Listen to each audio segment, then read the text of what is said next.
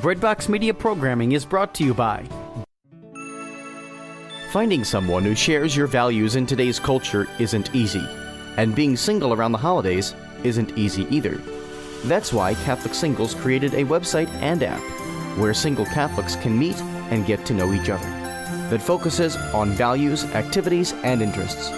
For over 2 decades, Catholic Singles has been fostering deep relationships because your faith matters. Start today at CatholicSingles.com. Ignatius Press is pleased to announce the first national book club created for Catholic schools. Ignatius Book Club for Catholic Schools was launched to support Catholic schools' dedication to forming the whole child, mind, body, and spirit. Ignatius Book Club for Schools partnered with leading publishers of children's literature to offer the best books and educational materials for all reading levels and interests. Head to ignatiusbookclub.com/podcast and find wholesome books that delight, inspire, and enrich. CMF Curo is the country's first Catholic healthcare ministry to provide an affordable health sharing solution rooted in Catholic teaching and community. Learn more at mycatholichealthcare.com. That's mycatholichealthcare.com. CMF Curo. Healthcare fully alive.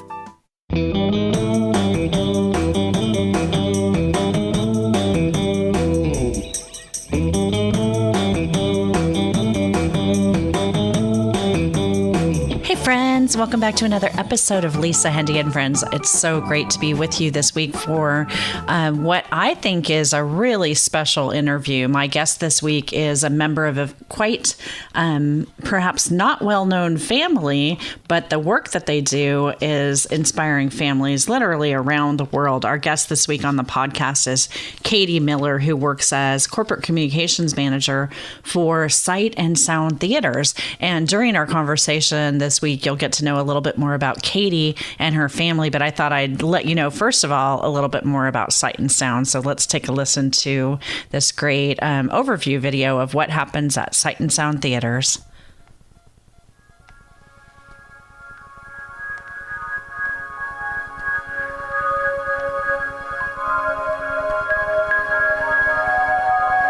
There's a point in the book of Matthew where Jesus is talking about stories, and he says, in seeing they don't see, and in hearing they don't hear. And that is where the name Sight and Sound came from, because it's all about seeing and hearing and using stories to bring messages of hope and grace. There are heroes in the pages of the Bible that we want to bring onto the stage and have people have an experience that deep in their life.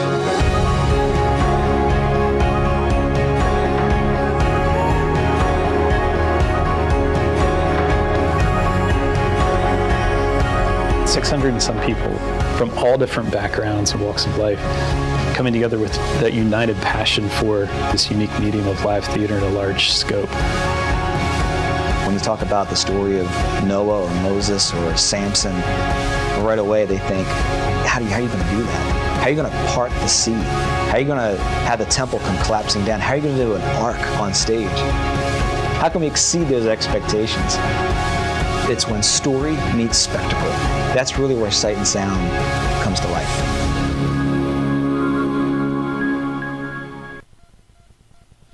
So let's now meet Katie Miller.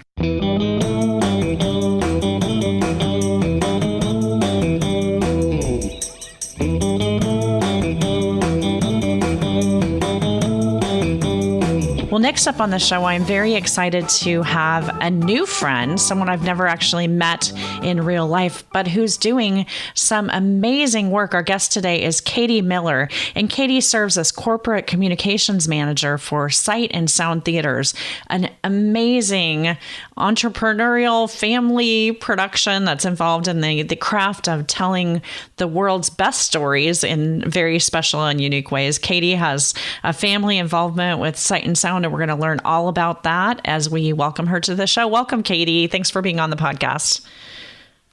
Thanks, Lisa. It's great to be here today. So I always like to start off, and it's kind of fun to ask you this question because it's such a part of your life, but I always like to start off by asking my guests just to tell us a little bit about Katie's story, about your story. Sure, absolutely. Well, yeah, it's a little bit hard to tell my story without telling part of Sight and Sound's story too, because they are very intertwined. But my grandparents founded Sight and Sound Theaters before I was ever born. It was much smaller then, but I was kind of born into the theater business and spent most of my childhood there. It was definitely a family enterprise for all of my growing up years. And so, I spent some time being homeschooled, sometimes going to a smaller private school. But regardless, life kind of revolved around the stage. And so, as a child, I would spend many, evenings and weekends both being on the stage, but then we also kind of did everything. So during intermission, we'd run out to the lobby and, sell candy bars from behind the counters. And then as soon as the show was actually over, we'd be out cleaning bathrooms and making sure the lobby was spick and span for the next group of guests to come in for the next show. And we'd hand out programs as they were coming in and then run around backstage and put costumes on and start the process all over again. And it made for a very, very fun childhood. Cousins, aunts, uncles, they were my best friends. And just being able to kind of be in that environment created a really cool sense of family and community growing up. And now that the business is 42 years old, we are in a much different place, but still involved here day to day. And I've had the opportunity to work in almost every different area of the organization throughout my life, whether it was on stage, like I referenced as a kid, working in concessions at our box office, backstage with our animals, in our administrative offices and human resources, and now all the way kind of coming full circle back into the marketing and brand world, which has just been so fun. I married my high school sweetheart right out of high school, and we have 3 kids. My oldest 2 are actually now involved in the theater. They are both in the cast as children. So my son is in Jesus this year, and he plays Peter's son throughout the whole show. And then my daughter has various roles that she plays, little girl roles throughout the show. And so it's so fun to just watch them in this season of life, in some ways having very similar experiences. There's some cousins on the stage with them too. And so having some of those same experiences, but on a much larger level than what I would have experienced as a kid. And, going from just starting out with 20 employees, which were almost all family members, now to having over 650 employees in 2 locations, and just how much we've grown. It's been fun to just grow up right alongside the theater too. Yeah, it's such an amazing story. I had a great time watching a little introductory video that I found on YouTube all about how your grandparents founded this. And for folks who don't know, Sight and Sound Theaters, you had your advent in Lancaster, but now you're also in Missouri as well, in Branson, right? When did that happen with the addition of the second theater? Yeah, so we are celebrating 10 years in Branson this year. We opened in 2008, and it was definitely by far one of the biggest steps of our history, probably second only to a really key part of our story was in 1997, we lost our original location to a devastating fire. We lost everything. And at that point in time, my grandparents were in their 50s and, really uncertain if they wanted to come back at that point in time. It felt like a really overwhelming undertaking, but they did make the decision to rebuild. And then it was we opened in 1998 with the current building, the current theater here in Lancaster, and then just 10 years later moved to Branson. And so those were 2 of our, probably most pivotal moments in our history, just to be able to kind of continue to find our way and expand to outside of what we had originally started with. And Katie, are you in the Branson operation or up in Pennsylvania? I am in Pennsylvania. So our home base location here in Lancaster houses all of our corporate offices as well as our production team. So our shows are written and designed and built and constructed here in Lancaster. And then after they premiere here, we put them into, pack them up, put them into tractor trailers. It takes about 50 tractor trailers to take a show from one location to the other. And they will go out to Branson and premiere there and then eventually come back to Lancaster. So we kind of have them on a little bit of a rotation, if you will. But all of that originates here in Lancaster. That's amazing. And really, I mean, say a few words about the content of the productions that you put on, because some folks may not have heard of you until recently when Moses kind of hit theaters through the Fathom event. But you in essence are telling, as I said, the greatest story ever told, Scripture stories. So how did that decision, and how do you decide what stories to tell? Yeah.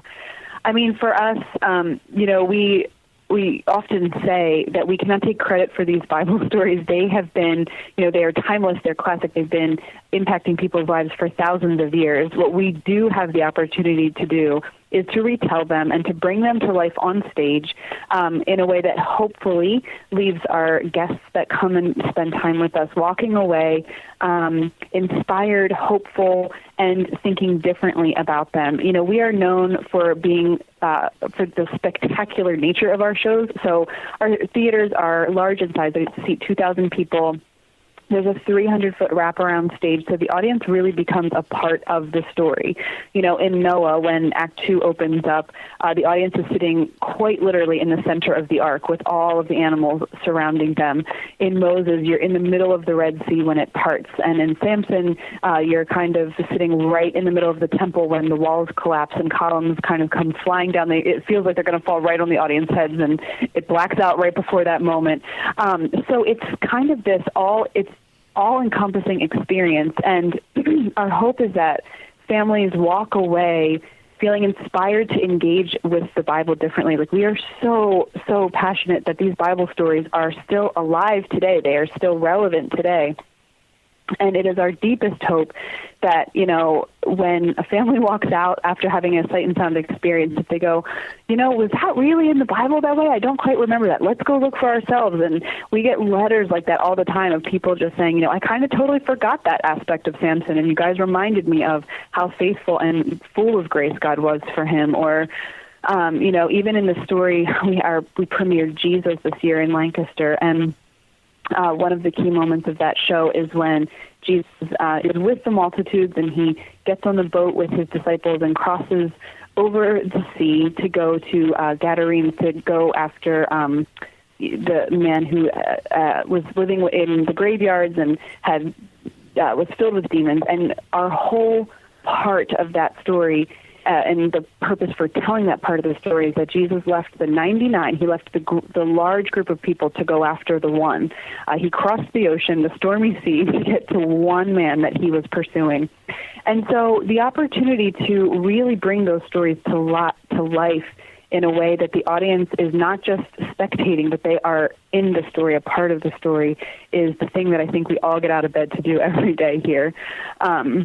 And as for choosing which story comes next, it's definitely a process of prayerfully considering what we feel like God is asking us to do next, what he has put on the hearts of our story team, our writers and producers, for what story comes next. It's probably one of the most important decisions that we make every couple of years is, what are we going to do after this one? And then you begin daydreaming. Well, I know that the image that I have of you as evangelizers in such a unique and special way, it was reinforced for me when I watched that video that I mentioned, because your own son says in the video, well, there might be some people who don't have the Bible. They've never had a Bible before. And he expresses, sharing a story with them for the first time. How do you, as a mom and raising a busy family and with such a busy career, I'm curious about how your work is complemented by your own faith life, and how, you can get so busy sometimes telling the good news that you forgot to pray yourself. Is that ever a struggle for you? Yeah. Of course. I think me and every other mom in the world, right? Yeah. I've said to my husband a couple of times, the best quiet time I get all day is after dinner washing dishes, because the kids everyone kind of disperses, and it's when I get to have some just peace and quiet. But no, life, especially in our society, life is full.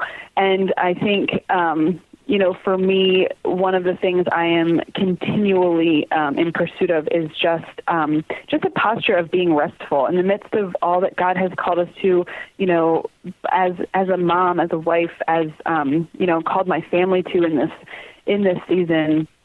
there is a way to accomplish what he's asked us to do in life in a way that is still restful, in a way that is still, having a demeanor and a posture of prayer and just openness to what he has for each day. And that is 100% something I try to instill in my kids. Because, yes, with them being in the cast, they go to a private school, but it's still full-time school, and then they're in shows a couple of nights or a week or sometimes on weekends, too. And so life can feel really full. But for us as a family, it's about really, setting aside time to pause in the midst of the busyness and be able to pursue that rest that I believe that God calls us to. He did not just, he created the earth, yes, but then he rested. If he needs rest, we do too. So it's definitely something that we try to make happen on a regular basis. And with, my kids being in the same building that I'm in, it is fun to be able to pop up there sometimes and eat lunch with them in between shows or stop in during intermission and be able to have some family time right in the middle of the workday is a huge blessing and something that we don't take for granted. We have a lot of fun with it. Well, that's an amazing gift. And you're really giving families a gift because what you're doing is creating not just, a learning environment, but also one that's fun. And I mean, it's totally, I've actually never seen one of your shows in person, but just watching on the screen, you can see, how many senses are involved in this. So what are some of the upcoming, what are the stories that you want to tell about what's happening now with the theaters and the exciting news that you have to share with people? Mm-hmm.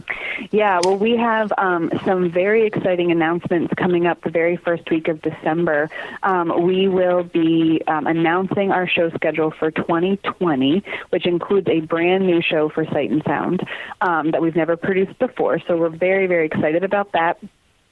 Next year in Lancaster, we have Jesus on stage for one last encore season. It has been a record-breaking year for us here in Lancaster this year. Till the end of this year, over 850,000 people will have come through the doors and experienced the Jesus show. So we're so excited to have it one last time next year. And very similar, Samson will be on stage for its last season in Branson next year. And the message and the story of just grace and second chances, which I think we all need, at least I know I do on a regular basis, is so strong in that show, and one that we are just thrilled to have on our stages in the Midwest. So that's next year, and then the preview coming up for 2020. And beyond that, yes, you had referenced this earlier, but we have we had taken shows to movie theaters for the first 2 times now. We took Jonah in 2017 and Moses just a couple months ago into movie theaters nationwide. And, we are currently just pausing to seek the Lord on what he has next for us in that space. We know beyond any shadow of any doubt that we want to continue to make these stories accessible to more people. And we know that not everybody can come see us in Lancaster or Branson, but we want to be able to expand, the ministry beyond our 4 walls. And so we are in conversation for what that could look like in 2019 going into next year. And we're hoping to have some exciting announcements soon, but we're not quite there yet. So stay tuned. What are the best ways for people to kind of get to know a little bit about the work that you do and to follow you?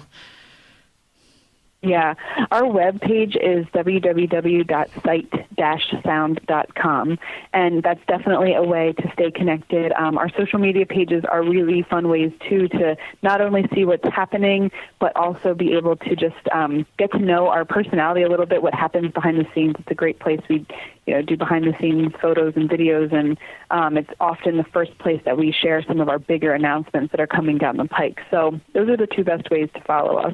And don't worry, friends, we'll have links to all that in our show notes so that you guys can be connected there. I'm curious, Katie, do you have, aside from your current job, because I should say that's probably your favorite job that you've ever had, but was there a favorite job that you had in the theater at some point in your life before this? And also a favorite production that you've been involved with? Sure. Yeah, I do 100% love what I'm doing now. However, I will say that there is nothing quite like being backstage during a show. It is, I love to say, if we could sell tickets to the show that happens behind the curtain, I wish that we could. I wish we could have a whole stadium of seats back there, because it is this incredible orchestration of amazingly talented people all coming together doing their different parts. So yes, obviously we have the cast, which is an integral part of the shows, but we have the animals and the animal trainers backstage, and the crew, that's making sure the set pieces go exactly where they need to go, and our lighting team that's plugging in lights for sets left and right, and our wardrobe team that's running around making sure all the costumes are where they need to be, and the cast looks awesome before they walk out on stage. It is a remarkable show that happens behind the curtain, and so the seasons that I've had the opportunity to be a part of that have just been just so fun. Like, it's just so fun. It's really the heartbeat of what we do. So anything that I've ever done backstage has will always have a very special place in my heart, for sure. And as for favorite show, I think I would have to say Moses is still my favorite. Jesus is a very close second. But Moses, the story of just God calling those that feel ill-equipped to do what he's asked them to do, and then his faithfulness of walking alongside Moses as he discovers his true identity in God is just one that feels very personal to me. It was we premiered that show during a season in my life that I felt like God was really starting to reveal to me what he had called me to do in this life. And, I think all of us, when we go through those seasons, feel very ill-equipped, whether it's, even just sometimes in parenting, I can feel so ill-equipped to do what he's asked me to do. And parent these little, these precious lives and direct them in the way that they should go. It feels so overwhelming sometimes. And so just to see that even Moses can struggled with that. Like he said, send somebody else. You do not want me. And God said, no, you are who I'm calling. And just watching Moses struggle through that and come to a place of resolute trust that if God called him, he would also equip him, has just become a really personal message for me that is still just, I think that show will always maybe be one of my favorites. I don't know. I always say that, but whatever the newest one is, probably. Yeah, exactly. It is. And I kind of said that with Jesus. I was like, the show is my favorite. And then I'm like, you know what? No, I actually think Moses might still be my favorite. I just feel like I have a little bit of a personal connection to it. Yeah, that's an amazing thing. Well, can you just say a few words about support for the arts and why, families, a lot of what, every time we take a trip, they tell us, well, we know you had a choice and we want to thank you. But I'm just curious about why in today's world, when a family could go, to Orlando and go to Disney World or do many different things, why would taking a trip to see a theater production be a great way for a family to spend time together? Yeah. I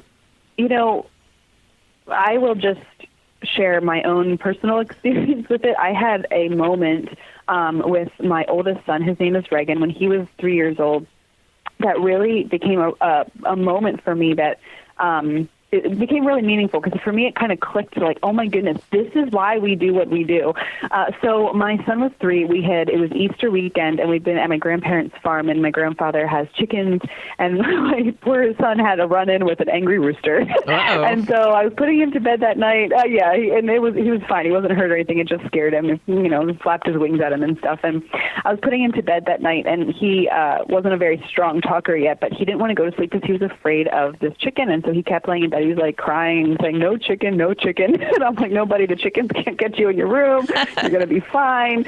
And we at the time had the show Daniel on stage, and it was the first show he had ever sat through the whole thing and watched. And so I said to him, I said, buddy, I prayed for him. I said, God is with you and his angels are with you and God protects you. You can rest, you can rest in that. And after we prayed, and after I was done, he looked at me and he said, Mama, and I said, what, buddy? And he said, angels with Daniel. And I said, yeah, buddy, the angel was with Daniel. And he said, the lions no bite Daniel. And I said, you're right. The God's angel was with Daniel and the lions didn't bite Daniel. And then he said, angel with Reagan. And I said, yeah, buddy, God's angels are with Reagan. And he said, chickens no bite Reagan. And I said, you're right. The chickens won't bite Reagan. And just like that, he rolled over, closed his eyes, and went to sleep, and we never heard a thing about it. And I walked out of that room so moved because it was the first time that, like, I don't know how to say it, I had been on the receiving end of the mission of what we do, and that is to make the Bible real to, children, to families, to those that come through our doors. And I just kind of walked out of his room, shut the door, and stood in the hallway and was like, oh, my goodness, that's why we do what we do. Like, that's what we're doing every day. And here, the Lord provided this really cool moment to, like, have an opportunity with my son for it to be real to him. And that is why we do what we do every day. And, Jesus was the master storyteller. That's what he did. He spoke in parables. He used things that were around him.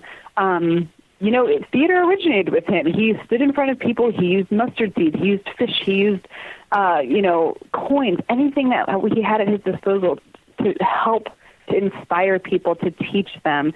And our hope is to be able to do the same thing. Well, I'd say it's a hope you're fulfilling all over the place. So we're so grateful. And Katie, I'm wondering if there are any kind of closing thoughts that you'd like to share with our listeners before we let you get back to your storytelling. Yes. We'd love to have new visitors, old friends come visit us again. We're so just humbled by the overwhelming response we've had to the shows that are on stage this year. It's going to be a record-breaking year for Sight and Sound. And our hope is to continue to make these stories more accessible. So if you can't come visit us in Lancaster and Branson, definitely check us out on Amazon, iTunes, where you can download filmed versions of the show and have a Sight and Sound experience in your own living room. We really do want to continue to provide experiences that inspire and help people to connect to the Bible. Well, I cannot wait for when to get there to see it in person. But in the meantime, I'm so thrilled that we have these other ways of connecting with you. And Katie Miller, I just want to thank you on behalf of families that you've lifted up and entertained for all the good work being done at Sight and Sound. Thank you so much. We appreciate all of the support and the opportunity to continue to spread the word about what we get to do. Well, friends, that is our interview with Katie Miller, and we're so excited again to share this good work with you. Be sure to come on over to the blog for show notes that include links to how you can connect with Sight and Sound, the website, also to follow them on social media, and links to those products that were mentioned as far as ways that you can bring these great productions right into your home. So until next week, we wish you and yours all the best. God bless, friends. Have a great week.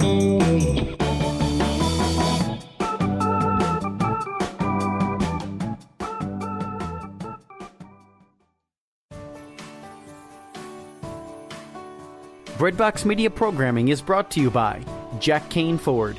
Find your next Ford Tough vehicle at caneford.com. Woodhill Community Center. Have a hand in the heart of the city. Support their mission with your donations at woodhillcommunitycenter.org. Toyota in Nicholasville Superstore. Online consultants are standing by right now to help you find your next Toyota. Visit toyotaonnicholasville.com. Lexus of Lexington, home of the best-selling Lexus IS. Find yours today at lexusoflexington.com.